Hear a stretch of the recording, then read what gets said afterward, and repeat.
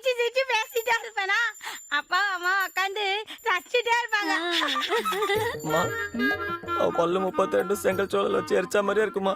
Nonsense. Dentist கிட்ட போனா பல்லே சரி பண்ணிக்கலாம். அப்ப அந்த நாய் வாலு அது பியூட்டிஷியன் கிட்ட போனா ஹேர் ஸ்ட்ரைட்டன் பண்ணிக்கலாம். இவ்வளவு சொல்ற, நீயே கட்டிக்க. ஐயோ என்னங்க வந்த இடத்துல அவளை கட்டிக்க, உனக்கு மட்டும் எப்படி இருக்கு? ராக்கி, சும்மா இருடா. பொண்ணு தராம போயிட போறாங்க. அங்க என்ன குசு குசுன்னு பேசுறீங்க?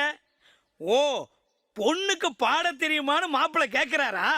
இப்ப பாருங்க திருகாணி, சும்மா பாடுங்கன்னு.